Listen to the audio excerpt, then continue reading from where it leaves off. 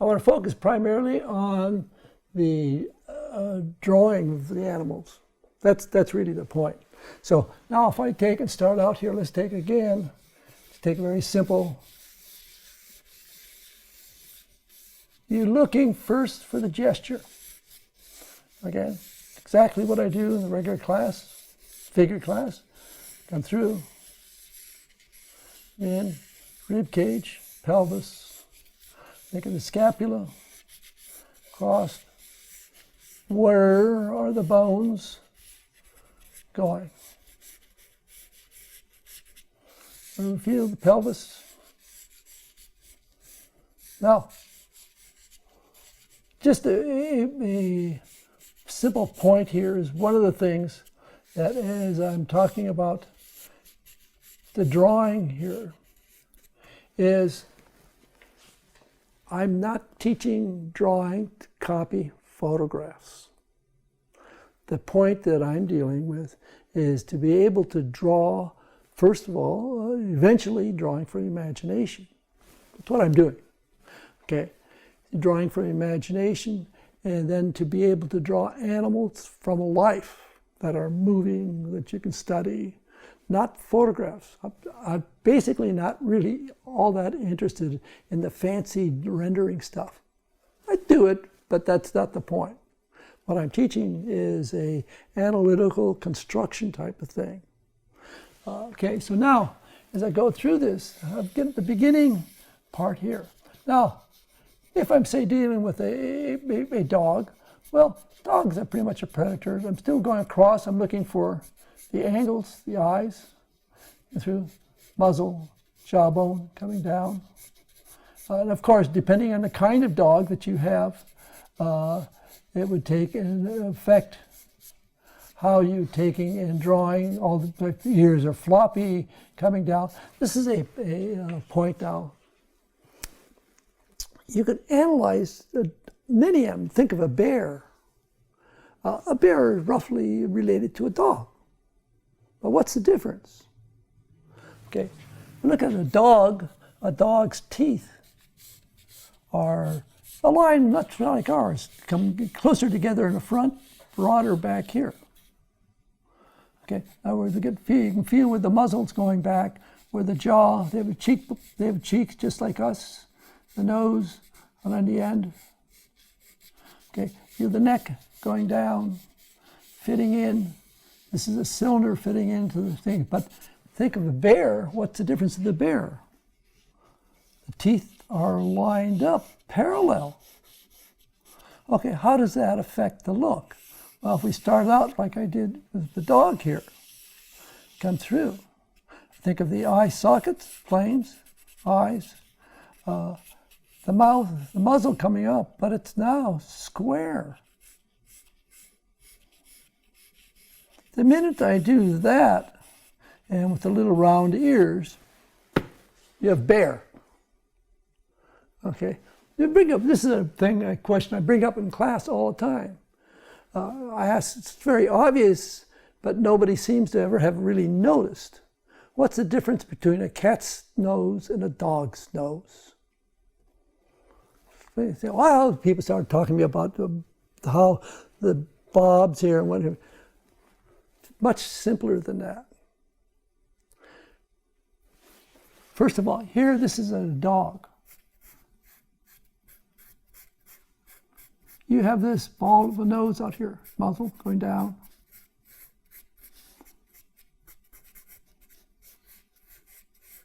Okay, what about the cat? Well,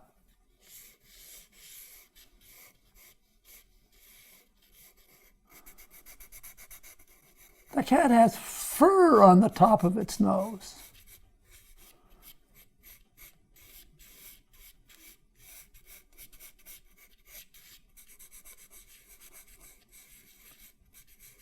Putting a little expression there. The dog has no fur on the top of its nose. Basic difference, but it's a critical point when you're drawing. And even there's a very well-known anatomy book or drawing book on animals. It was probably one of the first ones that I had. And the more I started studying animals, I realized that the guy was drawing a lot of stuff, beautiful stuff from imagination, worked in animation for a long time. And I was looking at, I realized that he had drawn, I think it was the giraffe, he had drawn it wrong. And that he had given the giraffe a mouth that was more appropriate to a camel. It had a split in it. Giraffes don't have a split in their mouths. The Simpsons, think of the Simpsons. So these are all little things that give a look to your animals. Okay, what do we have the Simpsons? Okay, first let's just think of the giraffe.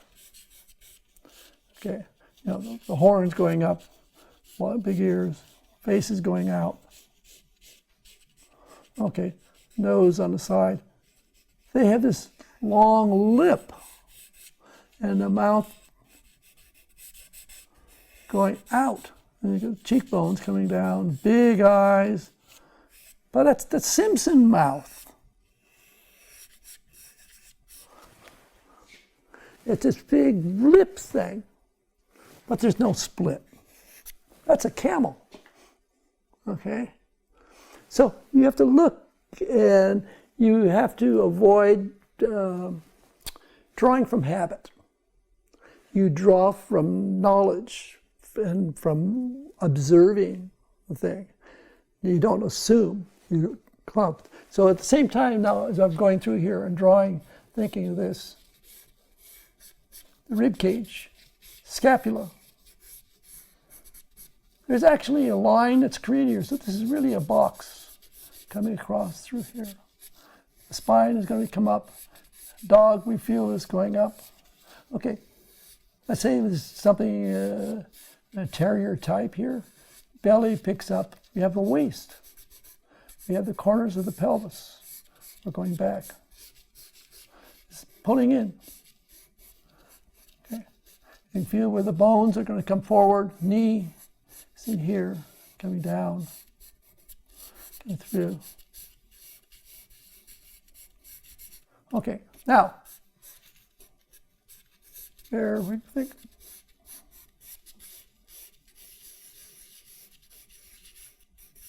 Okay, now, we have this shape. We've got the parts coming through. Okay, again, what's the difference between that and a cat? Well, if you have a cat here, the shape of a cat, think of a tiger's house cat, your cat. This part's pretty much similar. Coming down, head would be up here, coming through. Instead of this shape, we have a long shape. Unless your dog is pretty fat or pregnant, it's not going to look like that. The cat will take and have this very big through. Also, the shape of the way the muscles come down through. This is more of a cat shape. Okay. Now, this is so when you're looking at animals, we look at body types. What are the generic shapes that we're working with? Okay, so let's just take now some of the shapes we look for. Okay, let's take sort of the exceptions. We think of a giraffe. You got this head up here. The shape is, giraffe is a grazing animal. This has a triangular shape, like sheep. Okay, it has long neck, of course. And the first impression that we get when we think of a giraffe is when we see this shape, like this. Really strong scapulas coming forward. Long legs coming down. You feel the pelvis. Okay, tail. We think that this shape here, we tend to think that that is the rib cage. It's not the rib cage. The rib cage spine is going down in here. The rib cage is down here. And again, this is a rather common mistake that's made. They have a very clear waist, got really clear, but it's the vertebrae sticking up in here that the muscles of the neck are attaching to, because they have to hold up this long column. The number of bones in the neck, same as ours. They're just stretched out. Okay, so body shape. So we have a series of different kinds of shapes. We have the shape that I think, if you think of a Guernic, pelvis is here, scapula is going here. The head, he has a long neck, just like a giraffe. Small triangle head. The body shape is very, we have long legs. The body length is basically horizontal. Okay, some of the other animals that you see, the bongo is this way, arched, come through. Here the Guernic has a very small head.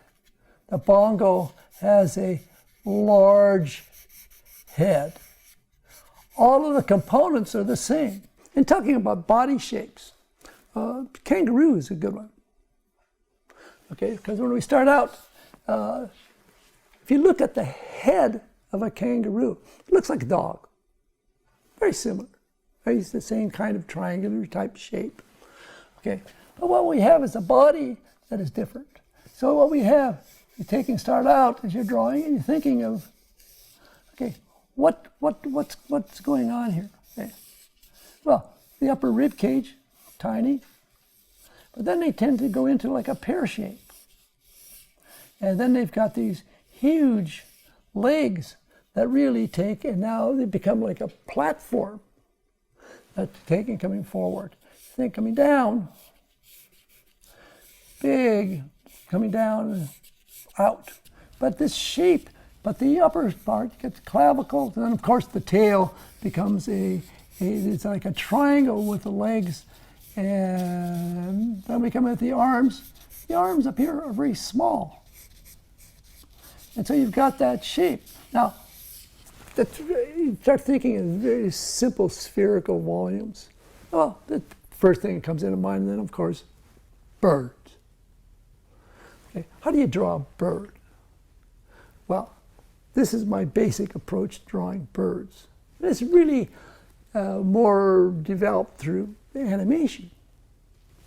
And if we start out with a bird, visualize your turkey on a platter on Thanksgiving. It's one way.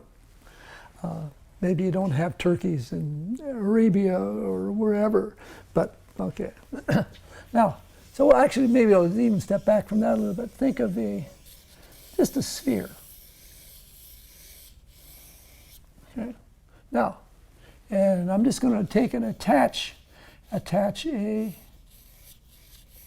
thigh to that, a drumstick, and coming down. And then you got your feet. Okay. So now this is the beginning. So we can draw, you think of this platform that you're working on. Now, the shape of a bird, and if we look at this from like talking about that turkey thing, it's really more like this. And flat on the end. That's where the stuffing goes. Okay? Now, then you have thigh, come down a drumstick, and come down through here. Okay, the neck. Now birds are not mammals, they're dinosaurs, okay? They have many different kinds of birds with different lengths, size of bones and lengths of necks. Okay, so if we take this idea of the neck then, so if I've got this bird, and here's where the tail would be taking and coming out. Okay, if the bird is leaning over, coming down, coming through into here, well, the tail's going to go up. Okay, so right away, you've got your basic shape for a bird.